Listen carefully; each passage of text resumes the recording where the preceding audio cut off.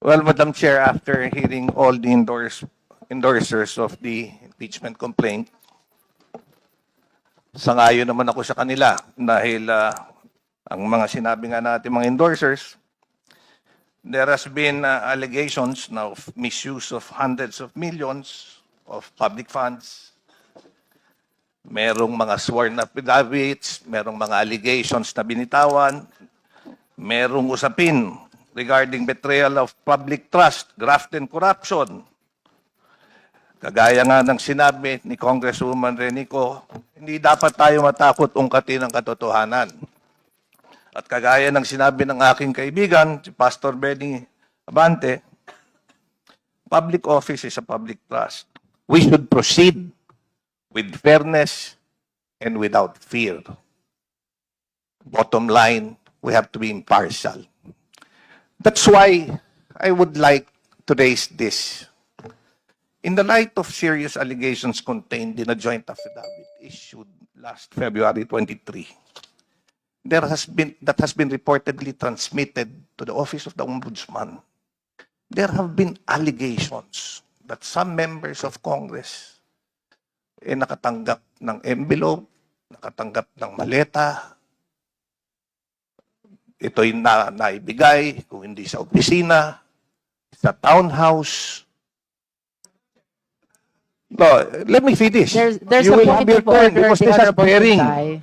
This is not an allusion Order. to prejudge the veracity of the allegations. Honorable Suntay, there is a point of order. This is also a And point that of enjoys order, the Madam highest Chair. hierarchy among all the What is motions. the relevancy of this speech? to No. the determination of sufficiency in form? Madam Chair, this is very relevant because we are Please, Honorable Suntay, please wait until he finishes with his point of order. The Honorable Terry Ridon is recognized. Kindly use a microphone which is okay.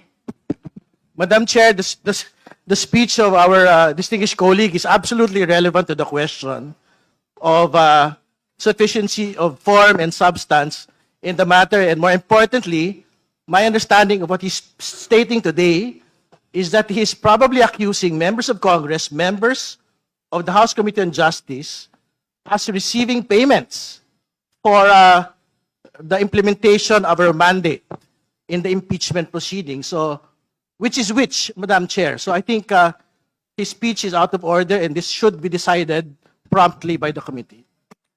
Okay, we heard the basis of the point of order of the Honorable Terry Ridon. Now we shall hear the answer of the Honorable Suntay. Yes, Madam Chair. Ang problema sa Kindly kaibigan ko, justify the relevance of your He is statement to the jumping the current gun. impeachment proceedings. he is jumping the gun.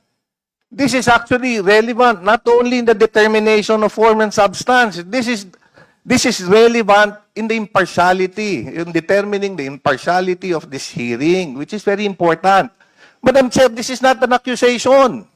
Kaya nga, kung hinintay lang ako patapusin, ewan ko, bakit naman yung aking kaibigan, naggagalaiti ka agad at concern na concern. You know, if we have nothing to hear, then we just listen. If we are not being alluded, why are we so guilty? So let me finish.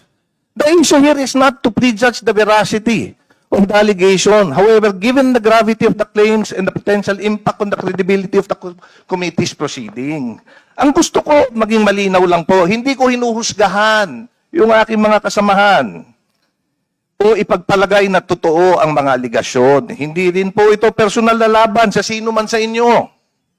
Sa katunayan, ang layunin ko ay kabaligtaran upang protektahan ng bawat isa sa inyo. Mabigyan, kasi may listahan na nilalabas eh. Ang gusto ko po sa ganitong pagkakataon, Madam Chair, naniniwala ako na mas mabuti na tayo mismo ang magharap at maglinaw ng issue. Kaya kaysa maging bulong-bulungan pa ito. Bigyan natin ng pagkakataon bawat membro ng committee. Pagkakataon mismo na mag-assess ng kanilang sitwasyon or if they can be an impartial member of this committee. Yun lang. Kung sa tingin nila, they can be an impartial, then let's proceed. However, if they think that baka pagdudahan sila at pagdudahan yung lalabas dito na resulta, then let's allow them if they want to recuse. Honorable Suntay, With all due respect, unless all your manifestations have complete relevance to the current impeachment proceedings, you're enjoined by the chair to proceeding to your manifestation. That's why, Madam Chair, So ordered. Madam Chair, my point is just to, if Honorable you could, Sunta, you are enjoined already by the chair to cease from manifesting, from making manifestations which are totally irrelevant to our current proceedings. okay, thank you, Madam Chair, but as I Thank mentioned, you. this goes to the impartiality of the committee. You are Thank you assured very of the much. impartiality of the Justice Committee. Now we shall proceed to the determination of sufficiency in form. Thank you, Honorable Suntay.